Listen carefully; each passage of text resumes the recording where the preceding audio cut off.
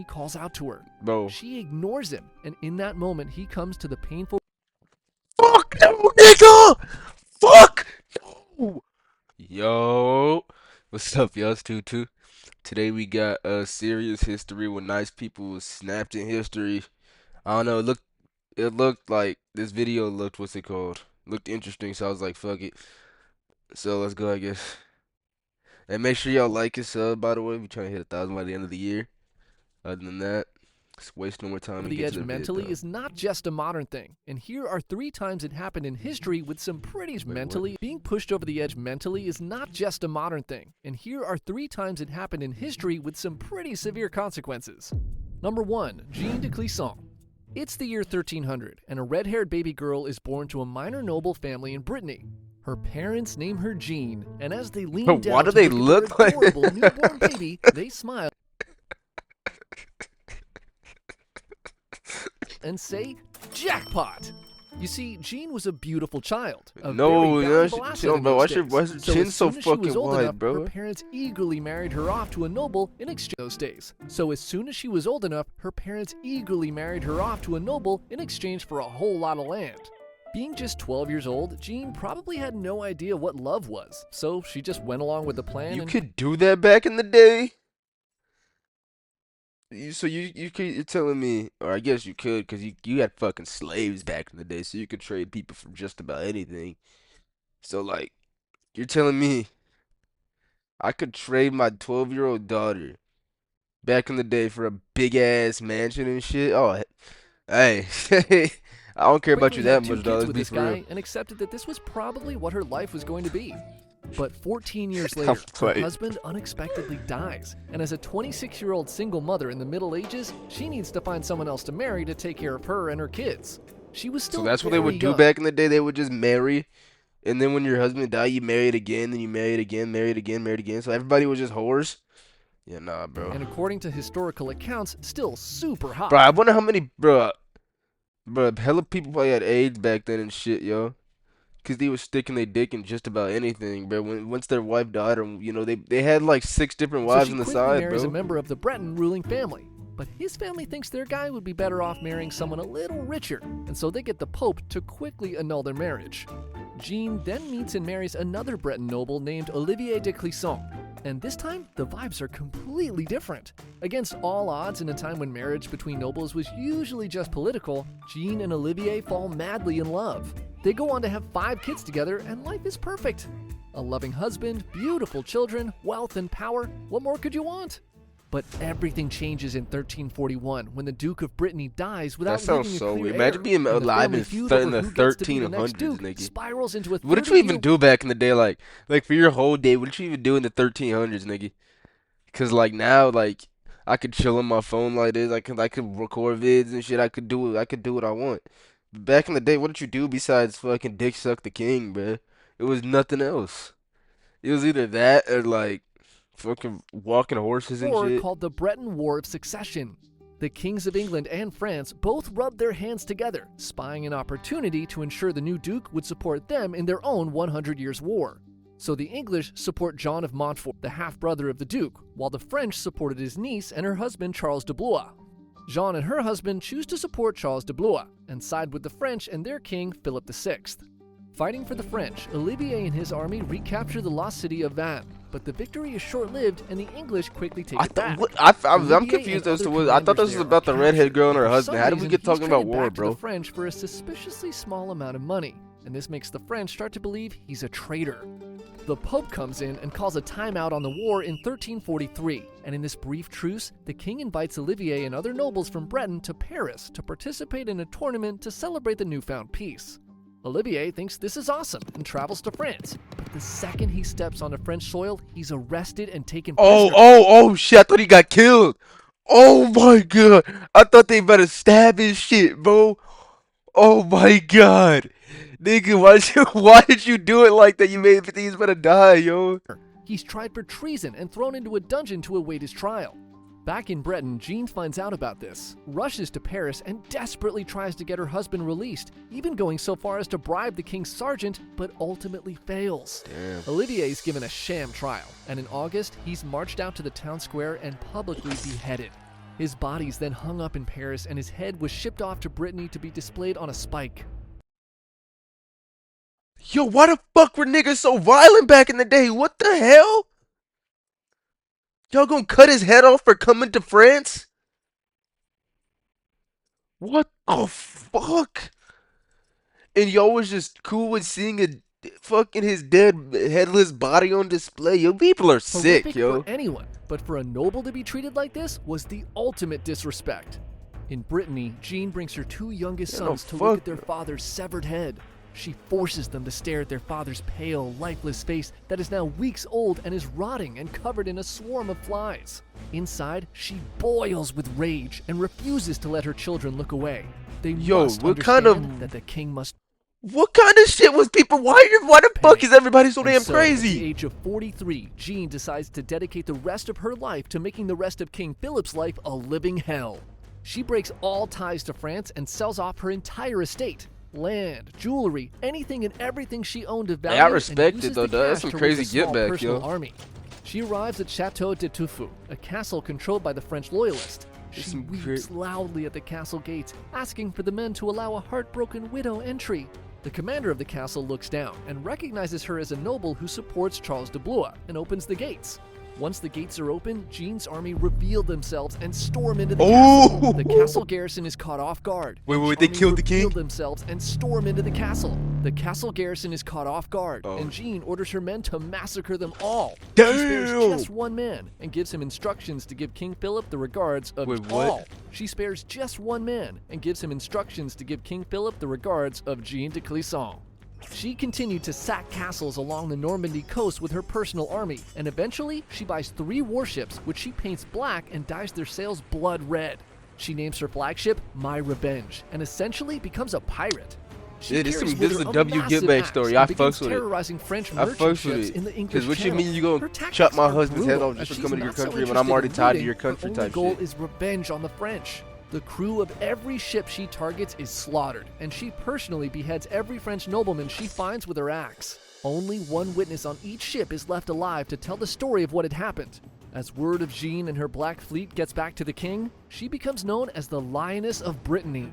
Word of this crazy redhead with these black ships that's f***ing up French merchant ships somehow gets back to the English, and they immediately recognize her as a valuable ally and begin funding her to keep up the good work. I But hope- Jean's reign I of terror genuinely couldn't hope they get last to the king, forever, yo. and in 1348, the French Navy finally tracked down her fleet. In a brutal battle, her fleet is destroyed and her flagship is boarded.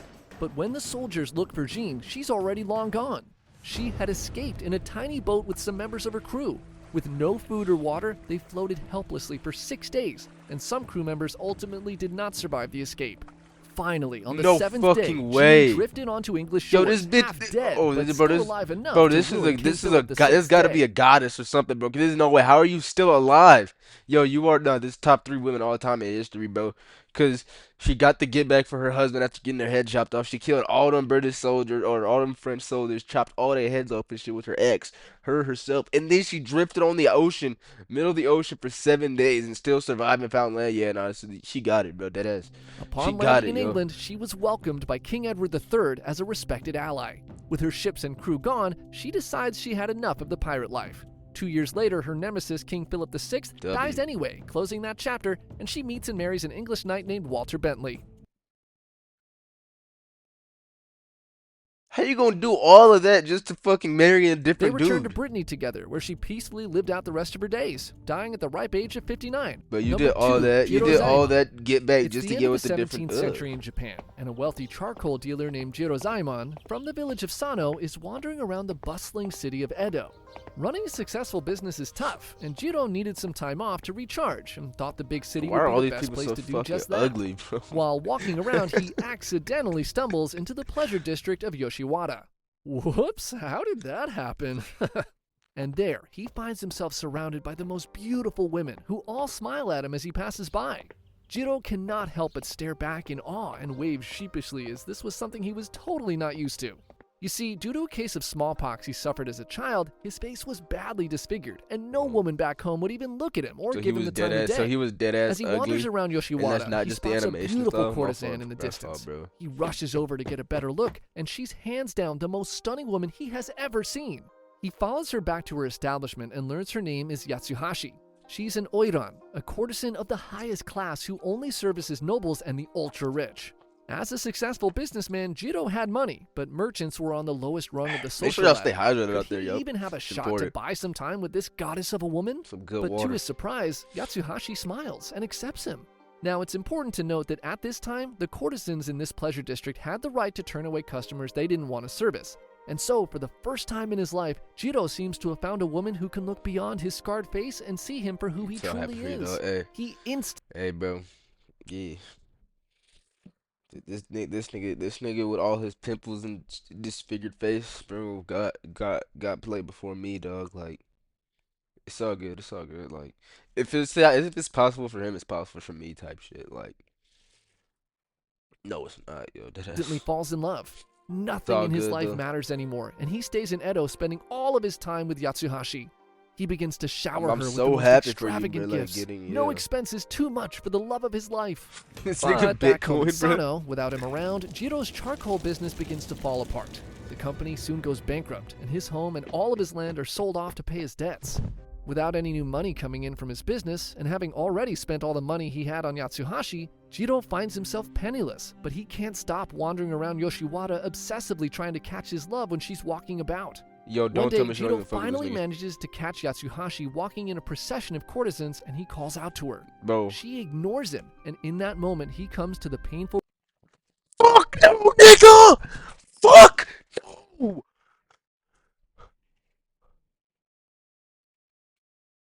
Oh, fuck all that! Hell no! What? Oh, hell no! This nigga. This nigga gave up all his money, paid for all those gifts, fucking sacrificed his business for her, just for her to fucking, whenever she sees him the next time, doesn't even acknowledge him. Oh, fuck no. No, fuck no. I haven't even seen what you did as your revenge plot, bro, but I respect your revenge plot already, dude. Whatever you do is justified, bro. Whatever you fucking do is justified, because oh, hell no. realization that his relationship with her was strictly Fuck, business. no. He never had any Oh my god. That nigga gave her everything. Look, you see him giving her a gift right now. That nigga lost his business for her. That nigga lost all his money for her. That nigga did everything for her. Yo, you really can't even. Bro, it was really like that back in the day too. You could never please women in any generation, bro. Holy shit. Holy shit. Oh, bro. Nigga. real feelings for him. She was just humoring him for his money. Fuck I no. poured my heart out, spent my fortune. I'd heard courtesans were not sincere, but I believed Yatsuhashi was different. How could I have been so stupid to trust her? The pain is unbearable. So on December 19th, 1696, Justified. Jiro finds Yatsuhashi again Good. walking through Stab her, Yoshiwara nah, in a good, procession, good. and in a final attempt yells out to her, "Please, could you just say one nice thing to me? All right, Everything nigga. because of you." All right, nigga. Again, she ignores him and Nah, keeps fuck walking. no. No. I would have got my fucking katana I'm using right here, bro. All of these niggas in this line, bro. No, bro. None of these niggas in this line is making it out, bro. I promise you. I promise you, bro. In this type of situation, if you go embarrass me twice in front of the same girl, in front of the same people, no, fuck all that. Nah, hell, no. Everybody, bro. Everybody, no. Everybody in that line is getting. I don't give a fuck. No. Oh my god. No, cause like nobody in that line seen me go out like that twice, bro. Deadass. Finally recognizing he's truly lost everything, Jiro finally Deadass. snaps. Good. How dare you ignore Good. me after all this? You Good. Facts. ungrateful wretch. Facts. And he chases Good. her to a tea Yeah. house. Yatsuhashi is quickly escorted inside, but Jiro Yeah. barges his way Yeah. in and draws a short sword. Yeah. According to some stories, it's a named blade called the Kagotsurube. "You've humiliated me enough!" Yeah. He shouts, and he rushes at Yatsuhashi, who's making her way up a staircase. Yeah. Nah, you done. I'm trying to run that. That's what Woman you he get. once thought to be the love of his life. Yeah. With a single stroke, half, her legs and waist tumble down the stairs. She cut him in half.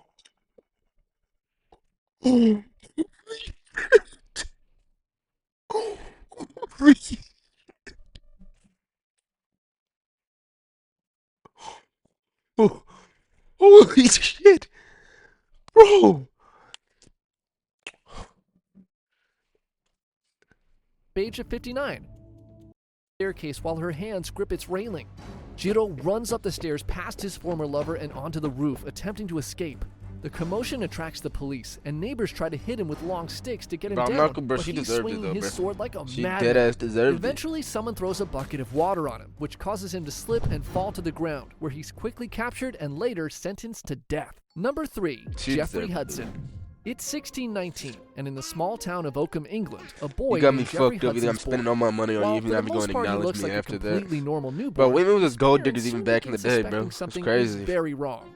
Time passes and he learns to crawl. Parents soon Hudson's born. While for the most part he looks like a completely normal newborn, his parents soon begin suspecting something is very wrong. Time passes and he learns to crawl, to walk, and to talk, but he never grows any taller than his birth height. At 3, he's still just 19 inches tall. Now, back in the 1600s, little people were considered barely above animals, and Jeffrey's father was well aware of this. Looking at his tiny boy running around, he could only see an incredibly difficult life in store for him. What would happen to little Jeffrey when he and his wife passed away?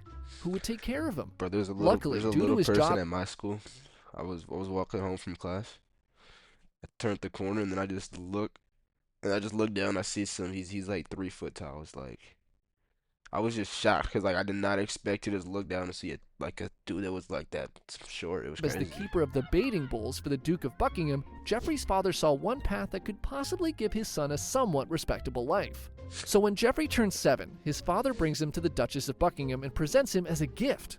See, little people, or dwarfs as they were known back then, were often collected by nobility as curiosities that were used to entertain guests. Geoffrey was blessed in the sense that though he was small, he was perfectly proportionate with no deformities or disabilities. He was, for all intents and purposes, just a little person. The Duchess stares at Geoffrey like she's seeing a shiny Pokemon in real life and immediately accepts him and he joins her court. Now around this time, the Duke and Duchess were expecting a visit from the King and his new French bride, Queen Henrietta Marie, and they thought that Geoffrey would be the ultimate surprise and delight for their dinner guests. At the banquet, a large pie is placed on the table in front of the royal couple. The Queen stares at the pie, wondering what surprise might be hiding inside, when suddenly, on command, Geoffrey, dressed in a tiny suit of armor, bursts from the pie crust and starts aggressively dueling an invisible opponent with his tiny sword. The Queen finds this hilarious. How is someone That's this small even entertaining, real? bro. She must have him. And so the Duchess gives Geoffrey to the Queen and he travels back with her to London. Geoffrey joins the Bro, Queen's that's collection crazy. of oddities. Why and she got a quickly monkey, becomes her yo? favorite. Bro, that's crazy though. I probably said this earlier in the show. That's crazy how you could just like drop your kid off at the Queen's castle and just be like, peace out in the back of the day and just never have to come back and your kid just fucking joins their family, bro. That shit She crazy. makes sure he has the best food and accommodations. He gets the formal education of a noble and servants that he can call upon for whatever he needs. Somehow, against all odds, being tiny was not the curse he thought, and miraculously it's brought him a wonderful life. He develops a deep affection for his queen and works hard to put on the best acts he can for her guests. Bro. His hit routine was one where he partnered with one of the Queen's other curiosities, a man named William Evans, who was a giant that stood over 7 feet tall. At dinner parties, Evans would pull out a loaf of bread from one pocket and then pull Geoffrey out of his other pocket, who would then cut the bread and serve it. Geoffrey was given the nickname Lord Minimus, and though he Lord initially Minimus, enjoyed the yo. spoils of the royal life, he slowly became resentful of the golden cage he had found himself in. He realized that no matter how educated he became or what skills he worked to acquire, he would always be treated like a joke and never truly accepted as an equal by anyone. But in 1642, Geoffrey found himself with the opportunity of a lifetime to prove he was more than just a court jester.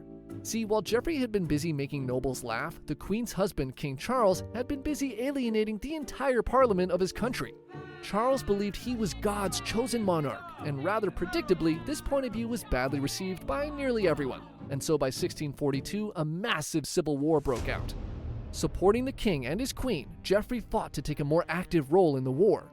He pleaded with the queen. Bro, what for is an his little official ass gonna position do on in the Royalist battlefield? Let's army, be for real, arguing bro. that he was an expert He horseman probably and can't a even crack pick up a shot. gun, bro. The This queen shit's gonna tip eventually his gives ass in over. and appoints the now 23-year-old Geoffrey to captain of the horse.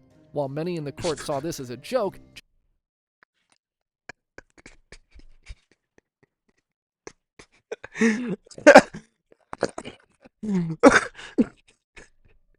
Yo, imagine being sick and tired if he take it as a joke.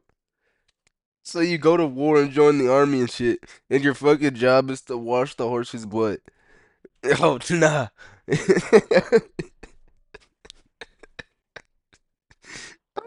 That's embarrassing, bro. I feel bad for this dude, bro. Yeah, no, I would have Jeffrey didn't snapped too. care, and he took his new job and new I title would have seriously. snapped too, But bro. in 1644, before he had any real shot to prove himself a man beyond his inches, the royalists were clearly losing this war, and the queen flees to her homeland of France, bringing Geoffrey with her. In France, court life resumes in much the same fashion as before the war, but Geoffrey has no intentions of returning to the life of an oddity. He was now Captain Geoffrey Hudson. Lord Minimus was gone, and he made it clear to everyone that he would not tolerate any further mockery. Any man who insulted him would pay with his life. A man named Charles Crofts thinks that Geoffrey's declaration of dignity is all an act and bursts out laughing. Oh shit, he's No one fucked. knows what Crofts said to Geoffrey, but it pissed him off, and he challenges Charles to a duel. W. Still laughing, Charles watch this accepts nigga this actually challenge from win. the great Lord Minimus. No way he This wins. is all a part of a joke that will have a huge punchline in the end. Nigga, But if Geoffrey he was wins, not bro. fucking around at all. The date of the duel is set for October, and it would be conducted If he wins, I'll pour a bottle of water on me, bro, for my intro next video or some shit. That with ass. pistols on Nah, I'm just playing. horseback. I'm On playing. the day I of the duel, promise you, when I'm it playing. came I'm time not for doing weapons to be presented, Geoffrey pulls out his tiny custom pistol. Crofts snickers, reaches into his pocket, and dramatically reveals a squirt gun, earning applause and laughter from the crowd. that. Oh But fuck Geoffrey no! was Oh done. hell no! Nope. That would have pushed me over the edge too, dog. Yeah, I'm with you. I'm with you on this one. Being I'm laughed at. 1000% with He you. tightened his grip Oh, on his yeah, pistol yep. and orders for Crofts to be Fuck fitted no. a real gun. Crofts is quickly outfitted with his own pistol and was like, "Wait, are you for real?" The two men then mounted their horses, ride to a distance, and face each other. The signal is given, and they each charge forward. Crofts fires first, missing Geoffrey's small frame, and with laughter from the crowd echoing in his Bro, he ears, would low-key Geoffrey be good as raises hell at his dueling if pistol, he's tiny as aims, hell. and fires. Type shit. His He won. bullet strikes Crofts in the middle of his forehead and sends him toppling backward off his horse, dead before he hits the ground. Bro, that's like not funny at all. The crowd is shocked into silence. The Queen's dwarf has just murdered a noble. By this time, dueling was illegal in France, and Geoffrey was quickly arrested and tried for murder. He's saved at the last possible moment by Queen Henrietta, who negotiates for him to be exiled instead of executed. And so she and Geoffrey say their final goodbyes and he sails off from France. Oh shit. Geoffrey soon learns just how good life was, being laughed at as one of the Queen's curiosities when he's Dumbass. quickly captured at sea by Barbary pirates. He's sold into slavery and spends the next 25 years as a slave in North Africa. He Dumbass. finally escapes and makes it back to England just in time for a severe anti-Catholic purge and is thrown into prison for 2 years for being Catholic.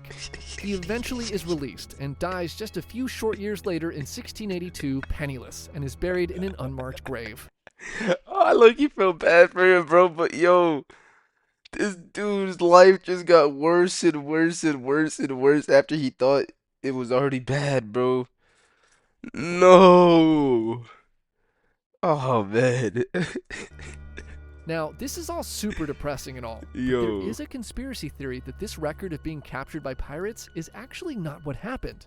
See, Geoffrey made a surprise appearance at Queen Henrietta's funeral in 1669, leading some to suspect that the Queen safely hid him away the whole time. W. Hopefully, I don't know. That would be better than what happened with him in real life type shit. But yeah, hopefully that happened, yo. But yeah, other than that, that was a good vid. Make sure y'all like it, so trying to get 1,000 end of the year type shit. But other than that, always remember how our work pays off. I'll catch y'all on the next one. Peace out.